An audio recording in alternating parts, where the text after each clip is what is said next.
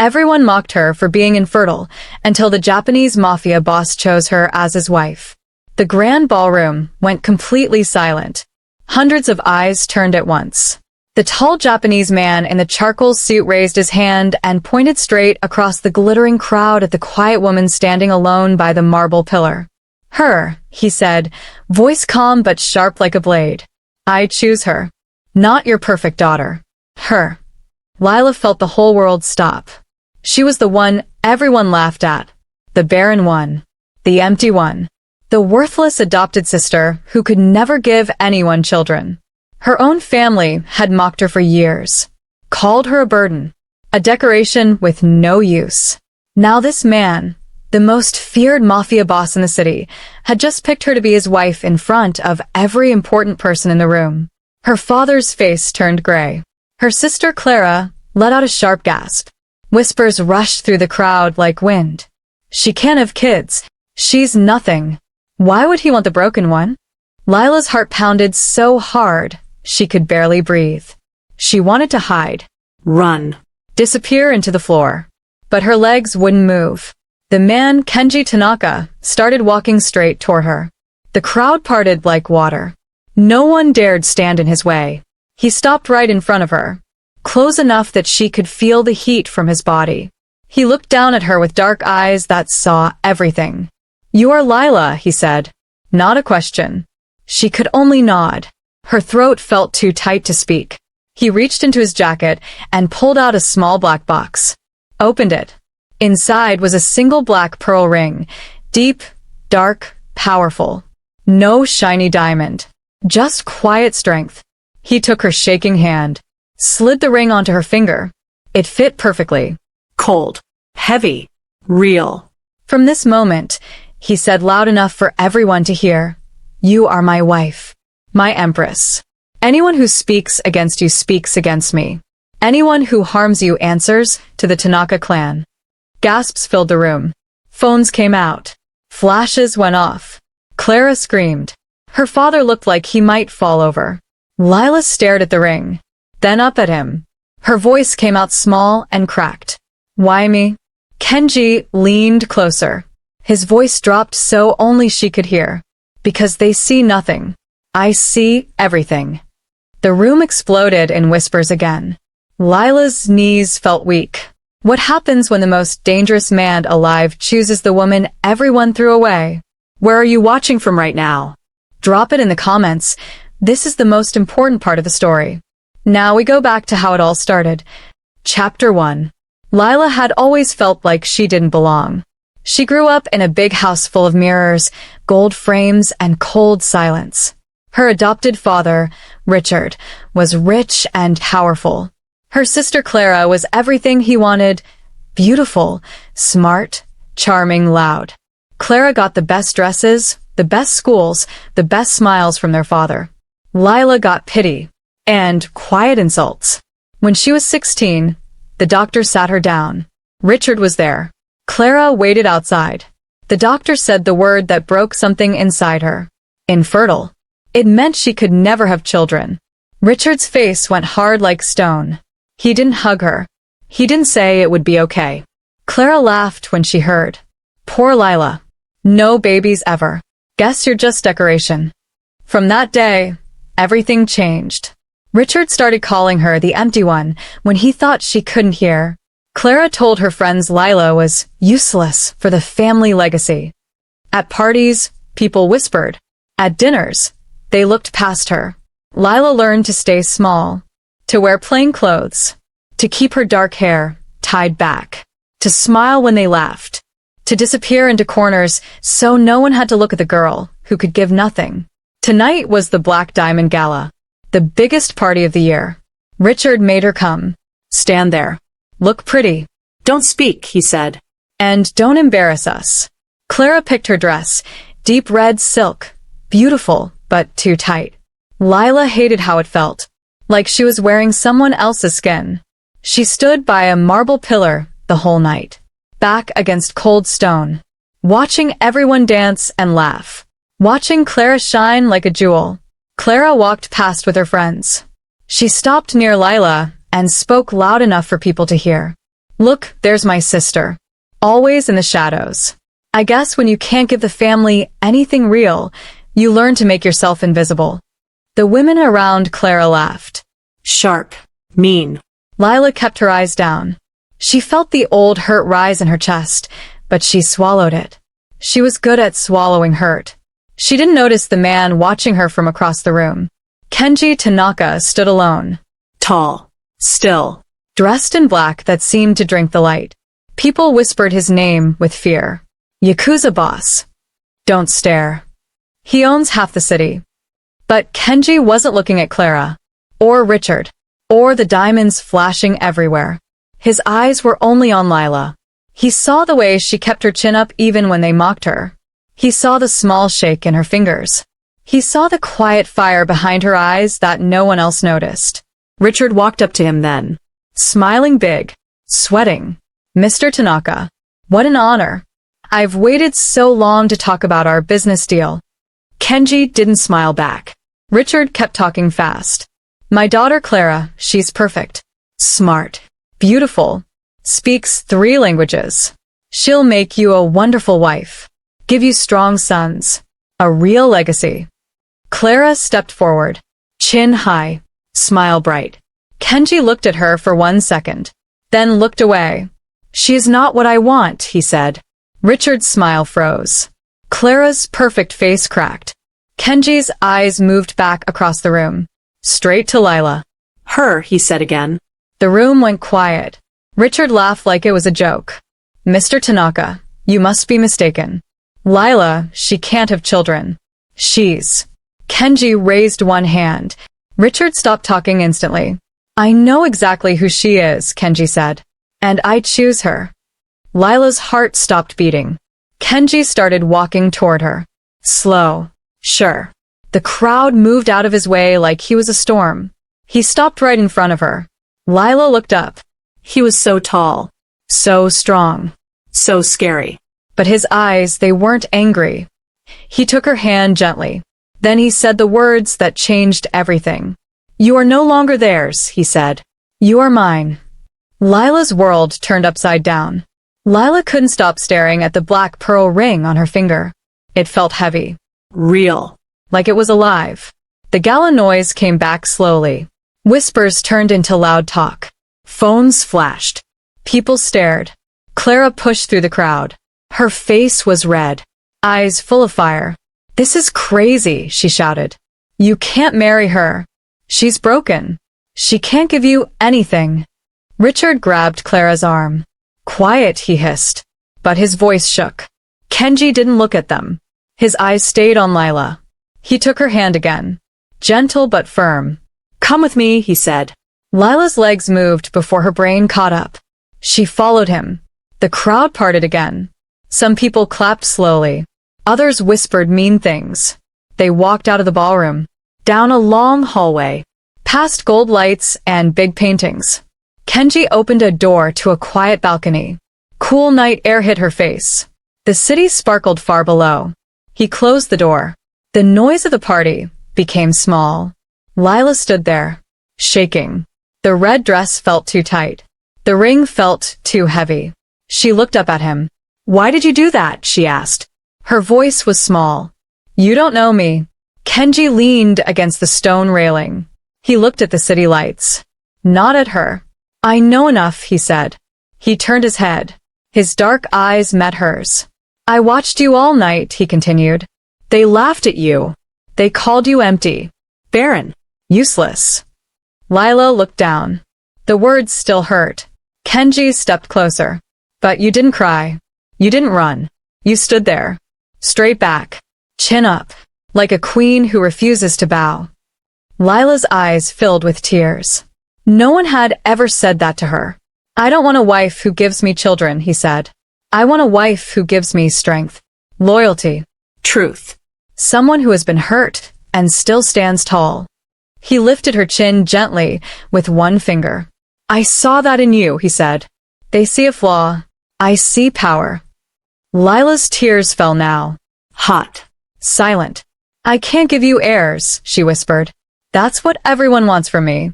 Kenji's face softened. Just a little. I have an empire, he said. I don't need heirs from blood. I need a partner. A queen who rules beside me, not behind me. He wiped one tear from her cheek with his thumb. I chose you because you are free from their chains, he said. You don't need their approval. You don't need to prove anything. You just are. Lila's chest felt tight, not from pain, from something new, something warm. But what if I'm not enough? She asked. Kenji's hand stayed on her cheek. You already are, he said. More than enough. He stepped back, gave her space. You don't have to decide tonight, he said. But the ring stays. The promise stays. You are under my protection now. No one will hurt you again. Not your family. Not anyone. Lila looked at the black pearl. It caught the moonlight. Deep. Strong. She thought of all the years she hid. All the times they laughed. All the nights she cried alone. Now this man, this dangerous, powerful man, saw her. Really saw her. I don't know how to be a wife, she said quietly. Or an empress. Kenji smiled. Small. Real. First time she saw it. Then we learn together, he said. He offered his hand. Lila looked at it. Then at him.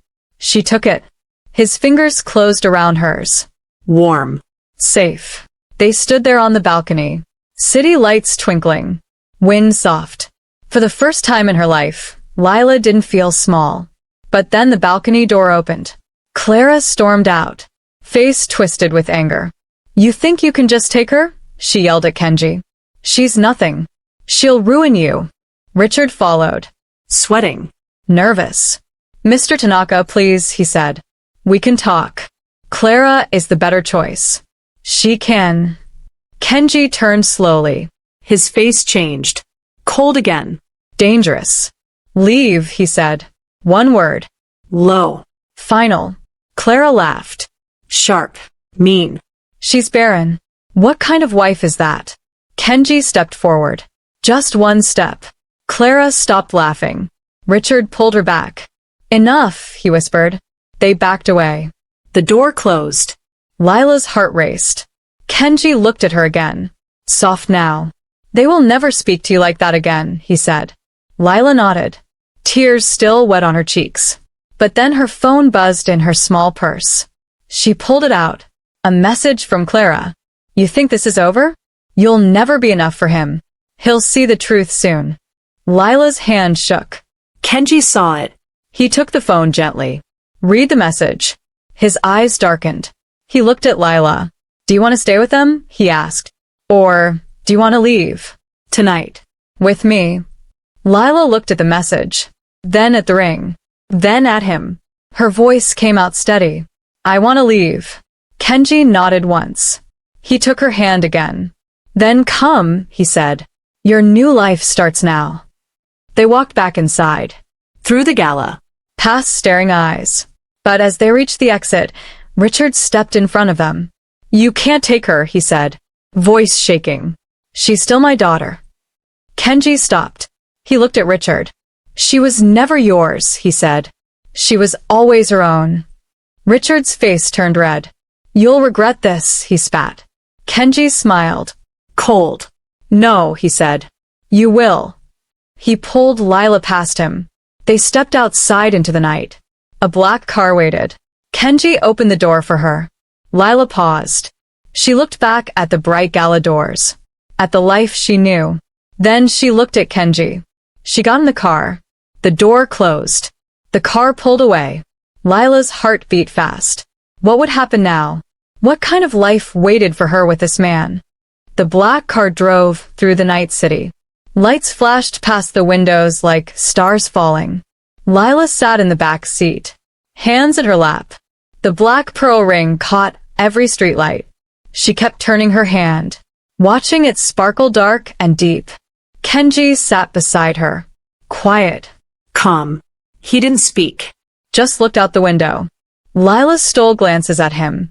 His face was hard in the shadows, but not angry, not scary, just strong. The car stopped at tall black gates. They opened slowly. Guards in dark suits bowed as the car passed. They drove up a long driveway. Trees on both sides. Lights hidden in the leaves. The house appeared. Not a palace. Not cold marble. Dark wood.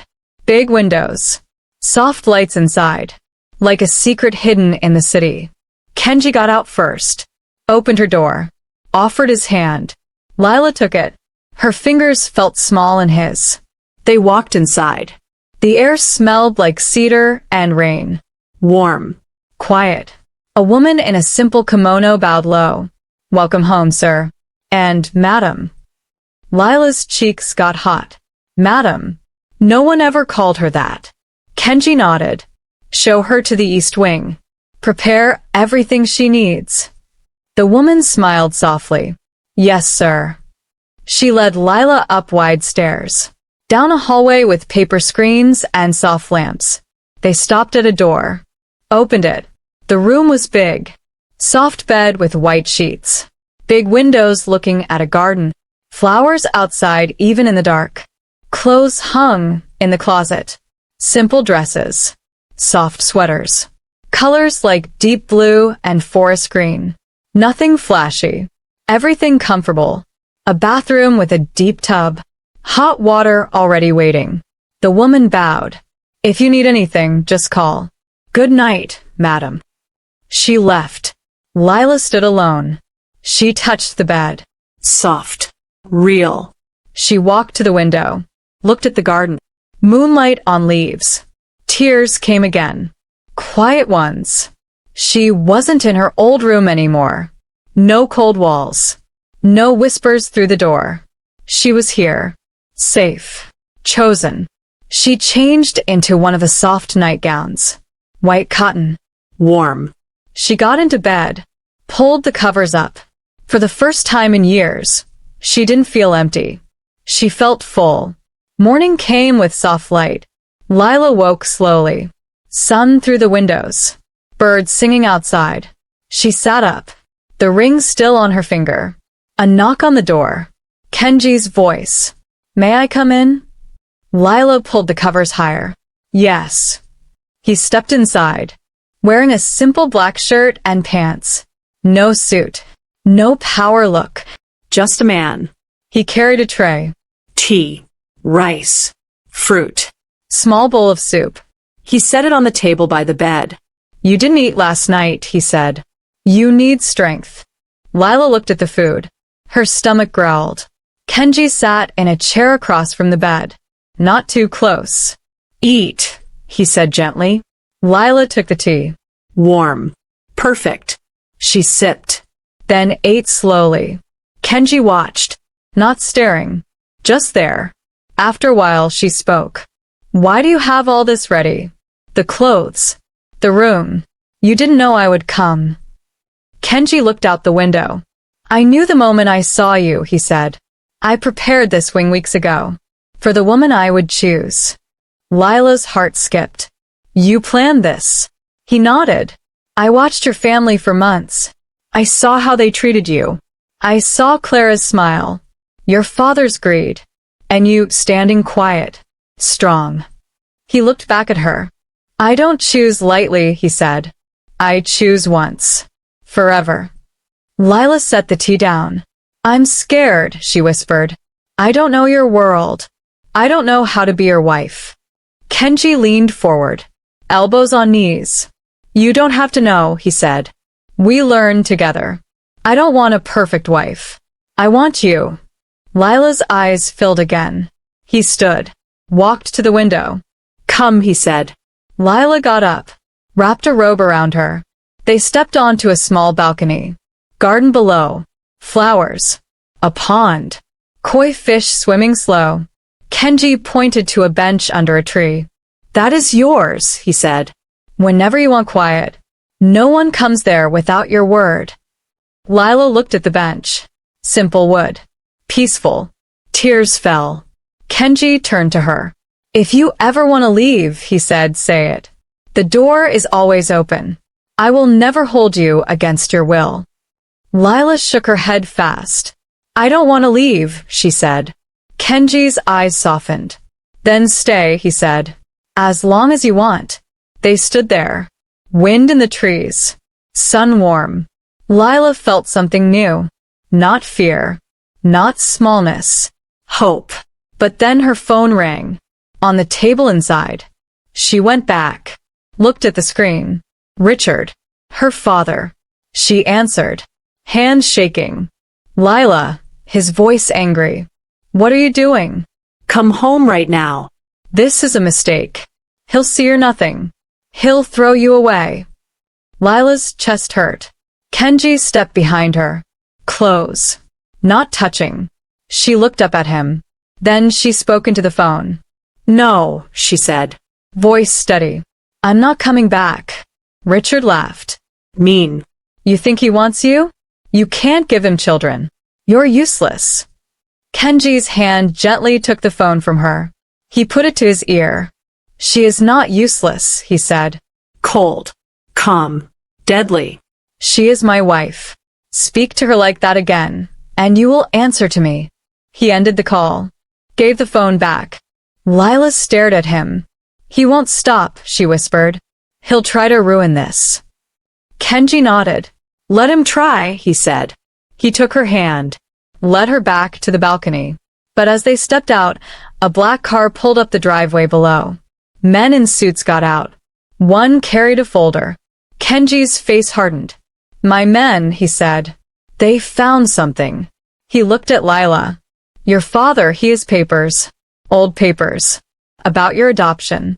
And something else. Lila's stomach dropped. What? Kenji's eyes met hers. Something that changes everything. What secret is in those papers? And how will it change Lila's new life? Lila sat in the quiet garden behind Kenji's house. The bench he gave her was under a big cherry tree. Pink petals fell slow, like soft snow. She wore a simple green sweater and long skirt, clothes he left for her. Comfortable. Her own choice. She held a cup of tea. Steam rose. Warm on her face. Weeks had passed since the gala. Weeks of small, gentle things. Kenji never pushed. He ate breakfast with her every morning. Quiet. Just tea, rice, fruit. Sometimes he asked about her favorite books. Sometimes he told her about his garden. How he planted every tree himself. She started walking the paths alone. Reading in the library. Watching the koi fish in the pond. She felt the old hurt fade. Not gone, but quieter. One morning Kenji found her in the library. She sat by the big window. Book open on her lap. Rain tapped the glass. He stood in the door. Watched her for a moment. You look peaceful, he said. Lila looked up. Smiled a little. I feel it, she said. For the first time. He walked over. Sat on the chair across from her. I have something to show you, he said. He held out a small wooden box. Old. Carved with dragons. Lila took it. Opened it. Inside was a necklace. Thin silver chain. A small black pearl pendant, same as her ring, but smaller. Delicate. My mother wore this, Kenji said. Voice low. Soft. She was the heart of our family. Strong. Quiet. Like you. Lila's fingers touched the pearl. She passed when I was young, he continued. My father never remarried. He said no one could replace her. But he was wrong. Strength like hers can be found again.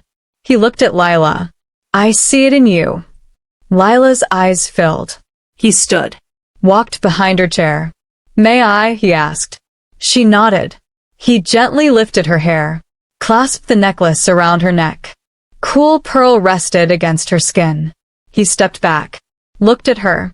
It suits you, he said. Lila touched the pearl. Felt tears come. Thank you, she whispered. Kenji sat again. There is more, he said.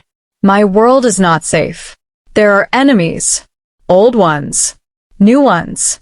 They will try to hurt what is mine. Lila looked at him. Steady. I know, she said. He nodded.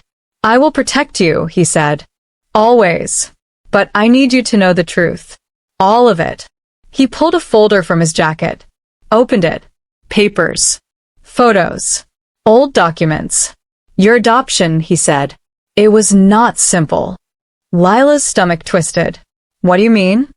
Kenji slid a photo across the table. A baby wrapped in a blanket. Dark hair. Tiny face. This is you, he said. The day you were born. Lila stared. But Richard said I was from an agency. No family. Kenji shook his head. Your mother was from a powerful family. Old money. She died giving birth. Your father, he was not Richard. He was someone else. Someone who left. Lila's breath caught. Richard took you in, Kenji continued. He thought he could use you. A charity story. Good for business. But when the doctor said infertile, he turned cruel. Lila's hands shook. There's more, Kenji said. Your real father, he was connected to my world. He owed debts. Big ones. He disappeared. But the debt never died. Lila looked up. What debt? Kenji's eyes were serious. His debt is now yours. By blood. Old rules. Old honor. Lila felt cold. Enemies want it paid, he said. With money. Or with you. Lila stood fast. Chairs scraped. So that's why you chose me? She asked. Voice breaking. Not because you saw strength. Because of a debt. Kenji stood too. Slow. No, he said. Firm. I chose you before I knew the bloodline. The papers came later. My men found them after the gala. He stepped closer. I saw you. I chose you. The debt, it only makes things harder. Not why I want you. Lila's tears fell. I don't want to be a payment, she said. You are not, Kenji said. You are my wife. My choice. The debt is mine to handle. Not yours.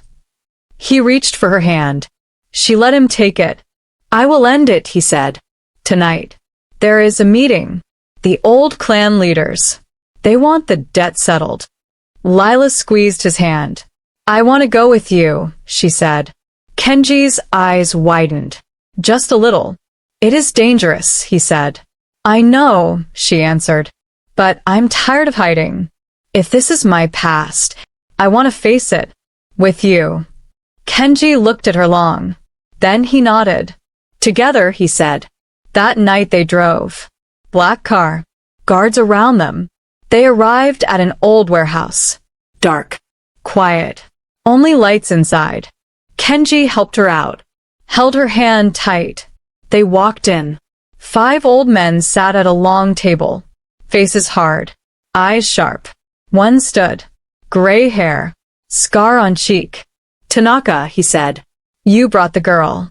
Kenji stepped forward. Lila beside him. She is my wife, he said. Lila Tanaka. The old man laughed. She is payment, he said. Her father's debt. Blood pays blood. Kenji's voice stayed calm. The debt ends tonight, he said. I pay it. In full. He placed a black case on the table. Opened it. Gold bars. Stacks of money. The old man looked. Eyes narrow. That is enough, he said. But we want more. We want her. For honor. Kenji's hand tightened on hers. No, he said. The old man smiled. Pull. Then we take her. Guards moved. Guns out. Lila's heart raced. Kenji stepped in front of her. You will not touch her, he said. The room went still. Then the old man laughed again. You think you can stop us all? Kenji looked at Lila. Stay behind me, he whispered. He moved fast. Like shadow. Punched one guard. Took his gun. Turned. Gunshots echoed. Lila ducked. Heart pounding. Kenji fought. Quick. Deadly. But there were too many. One guard grabbed Lila's arm. She screamed. Kenji turned. Eyes wild. He ran toward her. But another gun pointed at his head. Stop, the old man said. Kenji froze. The guard held Lila tight. The old man walked closer. Now, he said. She comes with us. Or he dies. Lila looked at Kenji. His eyes met hers. Pain. Fear. Love. She felt the necklace. The pearl. His mother's. She felt the ring. She felt something rise inside her. Not fear. Strength. She looked at the old man. "No," she said. Voice clear. Strong. The old man laughed. "You think you can stop this?" Lila stepped forward, pulled her arm free. "I am not payment," she said. "I am his wife. And I say the debt ends now." The room went quiet. Kenji stared at her. She looked at him. Then she did something no one expected. She took off the necklace. Held it out. "This was your mother's," she said to Kenji. "It means more than gold. More than blood." She turned to the old man. "Take this instead," she said. "Take the honor. The soul." Not me. Not him. The old man stared. The pearl shone in her hand. Then he laughed. But different. Not cruel. He took the necklace. Looked at it. Then at Lila. "You have fire," he said. "Like she did." He looked at Kenji. "The debt is paid," he said.